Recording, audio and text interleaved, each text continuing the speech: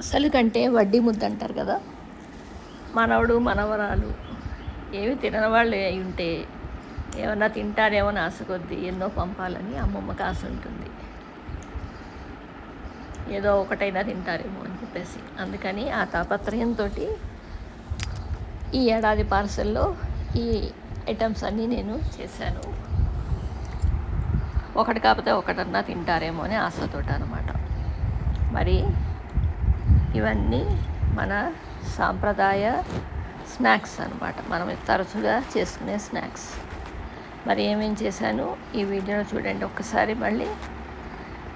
ఇవేమో dry fruit laddu, ఇది చిక్కీ, ఇదేమో అప్పాలు, ఇవి గవ్వలు, ఇది మినపసున్ని,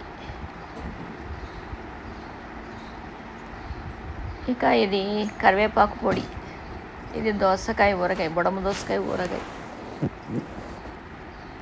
నేతిలో వేయించిన పూల్ మఖానా, కాస్త జీలకర్ర పొడి వేసాను అంతే.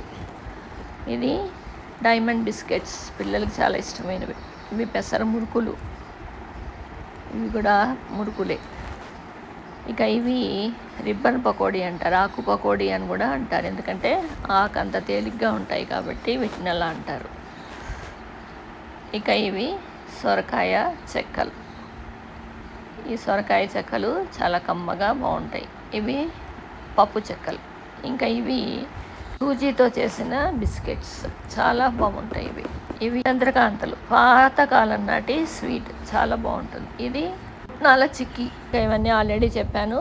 సో ఈ విధంగా నేను రకరకాల స్నాక్స్ తయారు చేసి నేనైతే పార్సిల్ పంపాను.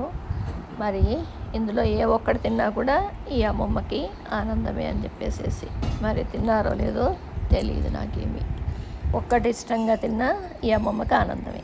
మరి ఈ సాంప్రదాయ స్నాక్స్ ఏ విధంగా చేస్తాను ఒక్కొక్కటి నెక్స్ట్ వీడియోలో అప్లోడ్ చేస్తాను. కూరగాయలతో పాటు ఏడాదికి ఒక్కసారి పంపే పార్సిల్లో ఇటువంటి సాంప్రదాయవి స్నాక్స్ మనవడు మనవరాళ్ళకి రుచి చూపించడం ఎంత ఆనందంగా ఉంటుందో కదా. మరి అటువంటి ప్రయత్నం మీరు చేస్తారు కదా, అందుకే ఇవి.